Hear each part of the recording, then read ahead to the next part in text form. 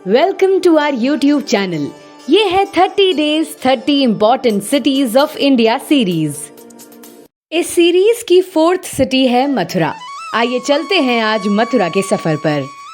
मथुरा भारत के उत्तर प्रदेश राज्य में स्थित एक नगर है। मथुरा ऐतिहासिक रूप से कुषाण राजवंश द्वारा राजधानी के रूप में विकसित नगर है। भगवान कृष्ण के समय काल से भी पूर्व यानी लगभग 75,000 वर्ष से ये नगर अस्तित्व में है।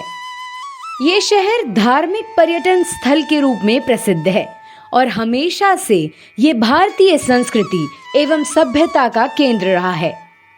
भारतीय धर्म, दर्शन, कला एवं साहित्य के निर्माण तथा विकास में मथुरा का महत्वपूर्ण योगदान हमेशा से रहा है।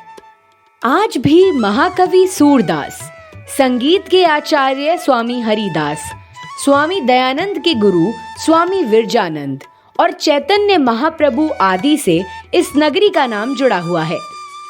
मथुरा को श्री कृष्ण जन्मभूमि के नाम से भी जाना जाता है। ये भगवान कृष्ण की जन्मस्थली और भारत की प्राचीन नगरी है। हालांकि उत्खनन द्वारा प्राप्त इस नगर का साक्ष्य कुषाण कालीन है। पुराण कथा के अकॉर्डिंग शूरसेन देश की यहाँ राजधानी थी। पौराणिक साहित्य में मथुरा को बहुत से नामों से संबोधित किया गया है, जैसे शूरसेन नगरी, मधुपुरी, मधुनगरी, मधुरा आदि। भारतवर्ष का वो भाग जो हिमालय और विंध्याचल के बीच में पड़ता है, जो प्राचीन काल में आर्यवर्त कहलाता था, ये यमुना नदी के किनारे बसा हुआ है। ये आगरा से दिल्ली की ओर और दिल्ली से आगरा की ओर क्रमशः 58 किलोमीटर उत्तर पश्चिम और 145 किलोमीटर दक्षिण पश्चिम में यमुना के किनारे राष्ट्रीय राजमार्ग 2 पर स्थित है। वाल्मीकि रामायण में मथुरा को मधुपुर या मधुदानव का नगर कहा गया है और यहाँ लवणासुर की राजधानी बताई गई है। इस नगरी को इस प्रसंग में मधु दैत्य द्वारा बसाई बताया गया है। लवणासुर, जिसको शत्रुघ्न ने युद्ध में हराकर मारा था, इसी मधु दानव का पुत्र था। इससे मधुपुरी या मथुरा का रामायण काल में बसाया जाना सूचित होता है। रामायण में इस नगरी की समृद्धि का वर्णन है। इस नगरी को लवणासुर ने भी सजाया संवारा था। प्राचीन काल से अब तक इस नगर का अस्तित्व अखंडित रूप से चला आ रहा है। मथुरा के चारों ओर 4 शिव मंदिर हैं।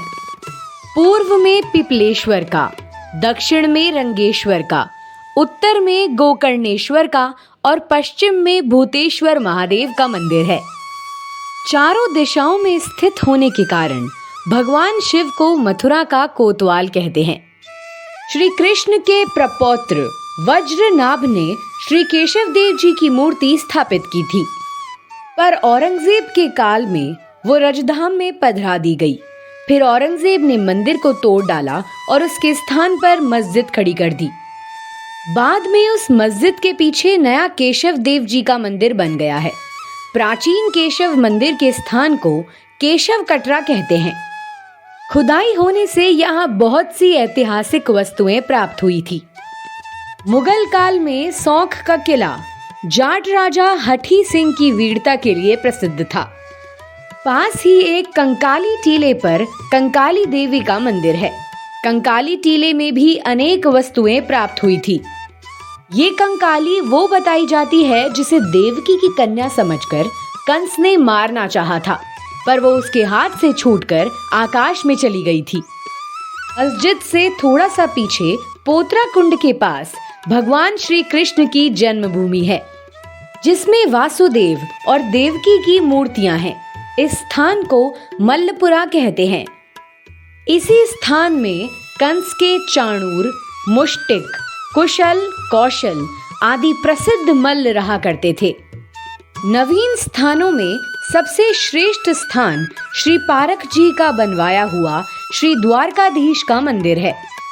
विश्राम घाट या विश्रांत घाट एक बड़ा सुंदर स्थान है। मथुरा में यही प्रधान तीर्थ है। भगवान कृष्ण ने कंसवध के पश्चात यहीं विश्राम लिया था। एक प्रसंग में ये वर्णन है कि एक सर्प नंद बाबा को रात्रि में निगलने लगा। तब श्री कृष्ण ने सर्प को लात मारी, जिस पर सर्प शरीर छोड़कर सुदर्शन विद्याधर हो गया। भारतवर्ष के सांस्कृतिक और आध्यात्मिक गौरव की आधारशिलाएं इसकी 7 महापुरियां हैं। गरुड़ पुराण में इनके नाम इस क्रम से वर्णित हैं। इनमें मथुरा का स्थान अयोध्या के पश्चात अन्य पुरियों के पहले रखा गया है। पद्म पुराण में मथुरा का महत्व सर्वोपरि मानते हुए कहा गया है कि यद्यपि काशी आदि सभी पुरियां मोक्षदायिनी हैं, तथापि मथुरापुरी धन्य है। ये पुरी देवताओं के लिए भी दुर्लभ है। इसी का समर्थन गर्ग संहिता में करते हुए बताया गया है कि पुरियों की रानी कृष्णापुरी मथुरा ब्रिजेश्वरी है, तीर्थेश्वरी है, यज्ञ तपोनिधियों की ईश्वरी है। ये मोक्ष प्रदायिनी धर्मपुरी मथुरा नमस्कार योग्य है। ये थी हमारी सीरीज की 4th सिटी मथुरा, पर मथुरा की कहानी अभी बाकी है। पार्ट 2 में हम जानेंगे उसे भी। Stay connected for Mathura part 2 and remaining 26 cities. Subscribe to our channel and do like and share the video. Happy learning!